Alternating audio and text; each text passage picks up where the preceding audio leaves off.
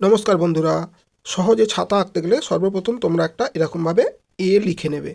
এ লিখে নেওয়ার পরে তোমরা এরকমভাবে একটু দূরে থেকে চাইলে একটু বড় করে লাইন এরকমভাবে টেনে দাও। ঠিক এইভাবে একটা সোজা লাইন টেনে দিলাম। এবারে তোমরা কি করবে, এখান থেকে ঠিক এইভাবে রাউন্ড শেপ দিয়ে চলে এসো নিচে। এপারেও ঠিক একই জায়গায় আস্তে আস্তে করে রাউন্ড শেপ দিয়ে নিচে চলে এসো। ঠিক এইভাবে এর মাথায় একটা গোল এঁকে দাও এইভাবে। এবারে এইগুলোতে খাঁজ করে দাও, এরকমভাবে খাঁজ খাঁজ এঁকে দাও, এইগুলোতে খাঁজ এঁকে দাও। ঠিক এর মাঝখান থেকে দুটো লাইন নিচের দিকে নামিয়ে দাও, জাস্ট এইভাবে। এখানটায় জুড়ে দাও, এই দিকে হেলা করে নামিয়ে দাও, এদিকে হেলা করে নামিয়ে দাও, নিচেরটা একটু গোল রাউন্ড শেপ দিয়ে দাও। ঠিক এইভাবে। চলো আমি ডিটেলিং করে আর একটু ভালো করে বুঝিয়ে দিই। তো এখানে আমি সর্বপ্রথম গোল করে নিচ্ছি এইভাবে। এবারে আমি এই যে এটা লিখেছিলাম এটাকে সম্পূর্ণ করে দেব এইভাবে।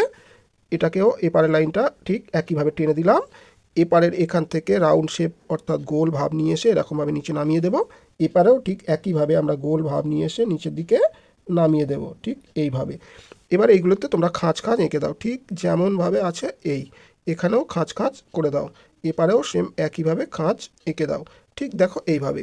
এবার এর মাথায়তে তোমরা চাইলে একটু গোল গোল দিতে পারো, এটা নাও দিতে পারো, তোমাদের ইচ্ছা। তো দিলে ভালো লাগবে, চাইলে দেবে, না চাইলে দেবে না। ঠিক একইভাবে দেখো এঁকে নিলাম। এবারে ছাতার যে ডান্ডাটা স্টিক যেটা, এটাকে দুটো ভাবে একদম একইভাবে লাইন এরকমভাবে নামিয়ে দাও, এখানটাতে জুড়ে দাও। ঠিক এইভাবে এখানে চাইলে আরেকটা লাইন দিয়ে দাও। এবার এটা দুদিকে হেলা করে নিচের দিকে নামিয়ে দাও, অর্থাৎ নিচে চওড়া হবে এরকম।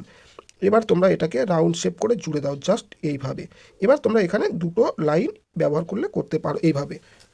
বাকি যে পেন্সিলের দাগটা ছিল, আমাদের এই পেন্সিলের দাগগুলো মুছে নিতে হবে। এই যে স্ট্রেট লাইন করেছিলাম, এটা কেন করেছিলাম, প্রত্যেকটা খাঁজগুলো যেন একই সমান্তরাল থাকে, সেই জন্য লাইনটা ইউজ করতে বলেছিলাম। তো দেখো সহজে একটা ছাতা আমরা আঁকা শিখে গেলাম। তো কালার করার সময় আমি এখানে পেন্সিল কালার নিয়েছি। ছাতার এই যে ডান্ডা, এটা স্টিল কালার হয়, স্টিলের কালার এখানে আমরা সাদা থাকে, সেই জন্য আমি এখানে সাদা রাখবো। তো একদম সাদা না রেখে দুধারে আমি জাস্ট একটু হালকা করে ব্লু দিয়ে দিলাম সাদা বোঝানোর জন্য, ঠিক এইভাবে। নিচের যে হ্যান্ডেল বা ডান্ডাটা রয়েছে, এটাকে আমি দুটো কালার ইউজ করব। দেখো একটু লাল দিয়ে দিচ্ছি, একটু এইভাবে। তোমরাও চাইলে আমার মতো করে করতে পারো, আর নইলে তোমাদের মতো এক কালার যেমন কালার করতে পারবে তোমরা সেইভাবে কালার করবে। এবার একটু ইয়েলো নিয়ে জাস্ট এটাকে আমি একটু মিক্সড করে দিচ্ছি, তাহলে একটু কালারটা বেশি ভালো লাগবে। দু রকম কালার দিয়ে দিলাম, একটু দেখতে আলাদা হবে। তো এগুলো ছোটোদের জন্য সহজভাবে তোমরা এরকম স্টেপ বাই স্টেপ ড্রয়িং করবে, তাহলে খুব ভালো হবে। এখানে একটু আমি গ্রিন কালার দিয়ে দিলাম, গ্রিন। তোমরা চাইলে তোমাদের মতো করে কালার ইউজ করতে পারো। তো এই যে গোল গোলগুলো রয়েছে, এগুলো আমি রেড কালার ব্যবহার করছি এইভাবে। তোমরাও রেড করতে পারো, তোমাদের পছন্দের যদি কালার থাকে সেই কালারটাও ব্যবহার করতে পারো। তো কালারটা সম্পূর্ণ তোমাদের উপর নির্দিষ্টভাবে করতে পারো। আর আমি আরেকটা জিনিস তোমাদেরকে বলবো, তোমরা কালারটা সবসময় খেয়াল রাখবে যেন না ফাঁকা থেকে থাকে, অর্থাৎ ছবির আঁকার পরে কোথাও যেন না কালার বাদ পড়ে যায় আর বাইরে না যায়, এটা তোমরা লক্ষ্য রাখবে। তো এখানে আমি রেড দিয়ে দিলাম। এবার আমি ছাতাতে ইয়েলো কালার ব্যবহার করবো, এই ধারটা। চাইলে তোমরা তোমাদের পছন্দের কালারও ব্যবহার করতে পারো। তো আমি এখানে ইয়েলো করবো, সেই জন্য আমি এটা পেন্সিল কালার দিয়ে করে দিচ্ছি। আর অন্যগুলো আমি চাইলে অন্য কালার, তোমরা যে কালার থাকবে তোমরা সেটা দিয়ে করতে পারো। তোমাদের আমার মতো পেন্সিল কালার দিয়ে করতে হবে এরকম কোনো কথা নেই। যার কাছে যে কালার থাকবে সেই কালার দিয়ে করে দিলেই হবে। তো দেখো যাতে না বাইরে যায় সেটা কিন্তু তোমাদের একটু খেয়াল রাখতে হবে। তো এইভাবে যদি তোমরা ছাতা আঁকো, আশা করব তোমাদের কখনো ছাতা আঁকতে আর অসুবিধা হবে না।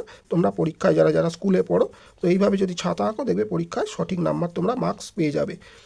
তো ভিডিওটা যদি ভালো লাগে অবশ্যই তোমরা ভিডিওটা কিন্তু শেয়ার দিয়ে সকলকে দেখার সুযোগ করে দেবো। এবারে আমি গ্রিন ব্যবহার করছি, সবুজ কালার, ঠিক আছে।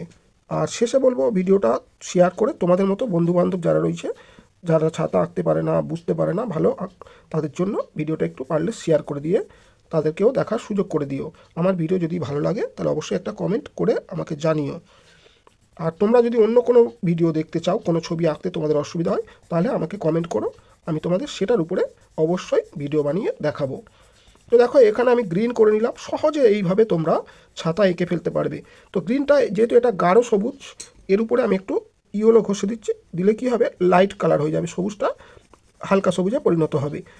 গাঢ় যখন ডিপ সবুজের উপরে হালকা যদি ইয়েলো তোমরা ঘষে দিতে পারো, তাহলে সবুজকে হালকা করতে গেলে সবুজের সঙ্গে ইয়েলো কালার বা হলুদ কালার ব্যবহার করতে হবে, করলে সবুজ হালকা করা সম্ভব। তো দেখো এইভাবে করে দিলাম।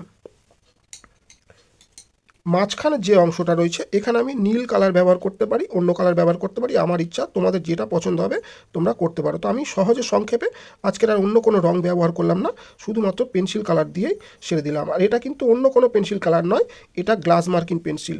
তো তোমরা হয়তো পরে কমেন্ট করে জিজ্ঞেস করবে যে এটা কী পেন্সিল আপনি ইউজ করছেন। তো আমি তোমাদেরকে আগে বলে দিলাম এইটা গ্লাস মার্কিং পেন্সিল। যারা যারা প্যাস্টেল কালার করো তারা তারা কিন্তু অবশ্যই এই গ্লাস মার্কিংটা কিনতে পারো, খুব উপকারে আসবে। তো প্যাস্টেল কালার যারা করছো তারা গ্লাস মার্কিং করবে বর্ডার করার সময় বা অন্য কোনো জায়গায় কালার করার সময়, কালার ফিনিশ করার সময় অবশ্যই গ্লাস মার্কিং খুব ভালো কাজ করে। তো তোমাদের বলবো এগুলো গ্লাস মার্কিং যে কোনো দোকান তোমরা পেয়ে যাবে। তো এইভাবে দেখো সহজে তোমরা ছাতা এঁকে ফেলতে পারবে। অবশ্যই কেমন লাগলো ভিডিওটা সবশেষে জানিও। তাহলে সবাই ভালো থেকো, নমস্কার।